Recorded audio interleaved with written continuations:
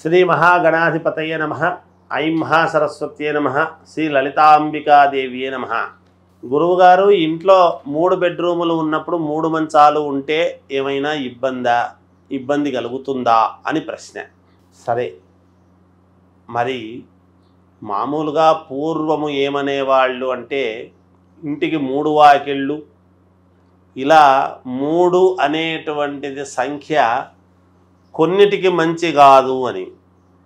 ఎందుకంటే చెప్పంగానే ప్రతి వాళ్లకు ముందు ఆలోచన వచ్చేది ఏమిటంటే, మరి పెళ్లి చేసుకున్నప్పుడు 3 ముళ్ళు వేస్తారు కదా, త్రిమూర్తులు 3 కదా, బ్రహ్మ విష్ణు మహేశ్వరులు కదా, ఇవన్నీ పర్వాలేదా, వెంకటేశ్వర స్వామికి 3 నామాలే కదా, ఇలాంటివన్నీ మానవులకు ముందు అనుమానాలు ముందు వెంటనే దానికి వస్తాయి, సహజం.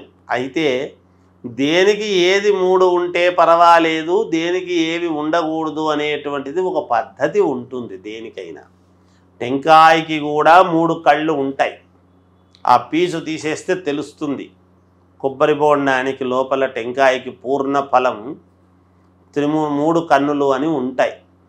ఇలా 3 ఉన్నవి కొన్ని మంచివే.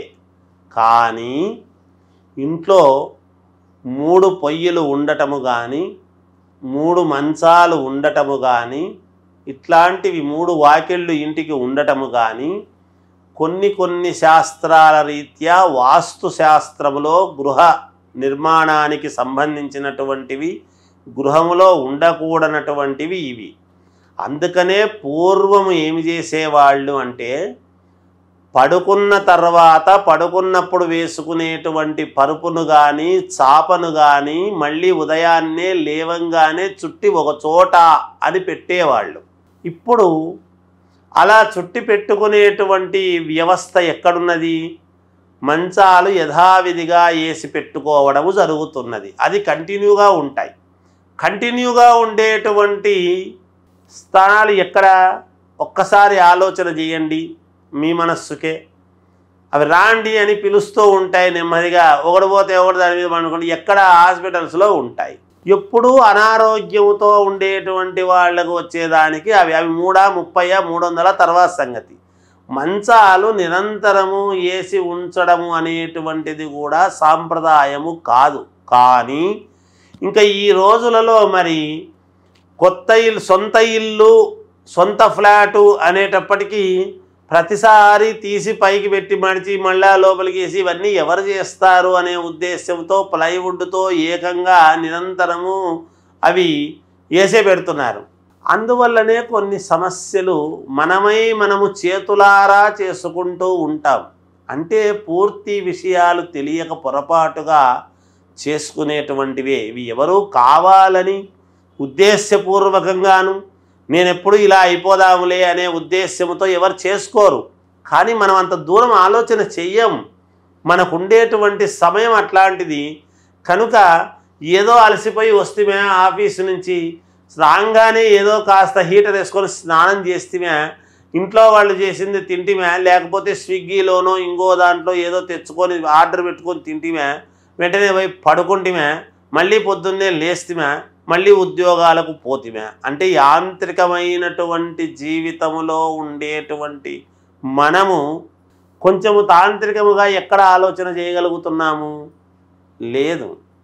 సరే, ఏది ఏమైనా ఇప్పుడు 3 మంచాలు, 3 బెడ్రూములు, 3 మంచాలు ఉండొచ్చు కదా అంటే 2 బెడ్రూముల్లో 2 మంచాలు, 4 మంచాలు ఉండి ఒక మంచము ఒక బెడ్రూములో ఉండవచ్చును.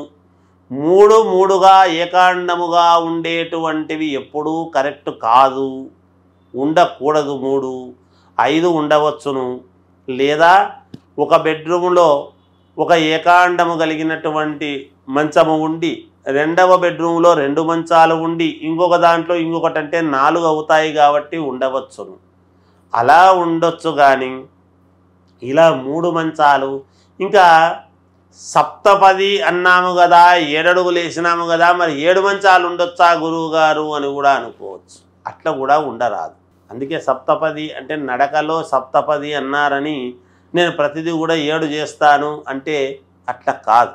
అందుకని దేనికి ఏది ప్రామాణికమో అవే చేసుకోవాలి. కానీ ఏది బుద్ధి పుడితే అది మనం సొంత పెత్తనాలు చేసుకుంటే మన జీవితం అల్లకల్లోలాలు అయ్యేటువంటి పరిస్థితులు ఉంటాయి. కాబట్టి సాధ్యమైనంత మనము మరి ఇప్పుడు ఫిక్స్ చేసి పెట్టుకున్నాము కదా గురువుగారు, మా పరిస్థితి ఏమిటి, దీన్ని ఏమి చేయవచ్చును అనేటువంటి దానికి వచ్చేటప్పటికీ ఆరోగ్యము అనేటువంటిది చాలా అవసరము. అందుకనే ఉదయాన్నే లేచి ప్రతి వాళ్ళు కూడా మనము పార్కులంట ఇంకొక చోట పరిగెడుతూ ఉన్నాం.